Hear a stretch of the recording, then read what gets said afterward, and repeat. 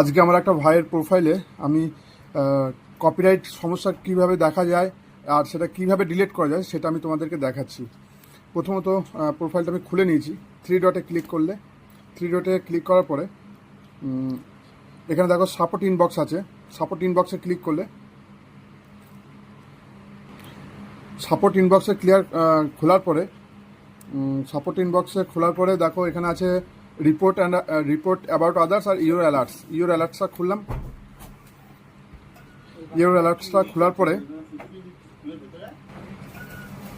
দেখো এখানে একটা, দুটো, তিনটে, চারটে, পাঁচটা, ছটা ভিডিওতে কপিরাইট আছে। এবার আমি প্রথমটাতে আমি ক্লিক করে নিচ্ছি।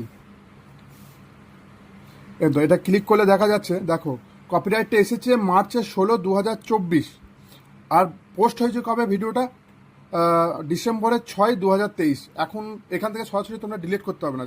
ডিলিট করতে গেলে তোমাকে তোমার প্রোফাইলে স্ক্রল করে নিচে নেমে ওই জায়গায় গিয়ে তোমাকে ডিলিট করতে হবে। আমি দেখিয়ে দিচ্ছি কীভাবে তোমরা ডিলিট করবে।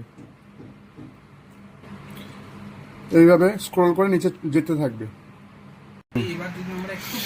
এই দেখো এই জায়গায় আমি চলে এসেছি। Your video is muted in certain countries, এই যে দিয়ে দিয়েছে। এইখানে তোমরা এসে এই থ্রি ডটে ক্লিক করবে।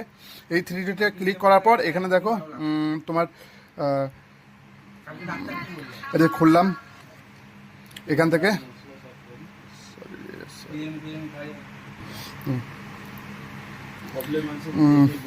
চালু করেছিস? চল। এবার এই রিলসটা আমি ক্লিক করলাম। রিলসটা ক্লিক করার পরে এখানে দেখো থ্রি ডট দেখা যায়। থ্রি ডটে ক্লিক করলে, থ্রি ডটে ক্লিক করার পর দেখো এখানে ডিলিট দেখাচ্ছে। এখানে ডিলিট করে দেবে। ডিলিট হয়ে গেল, ঠিক আছে? ডিলিট হয়ে গেছে। এবার তুমি দেখো ওই জায়গায় আবার আমি ফিরে যাচ্ছি। ওখানে আমার 6টা রিপোর্ট ছিল। এবার আমি দেখে নেবো। সাপোর্ট ইনবক্সে গেলাম, ইউর অ্যালার্টসে চলে গেলাম। এ দেখো একটা, দুটো, তিনটে, চারটে, পাঁচটা, এখন 5টা হয়ে গেছে। এইভাবে প্রত্যেকটা তোমাকে ডিলিট করতে হবে।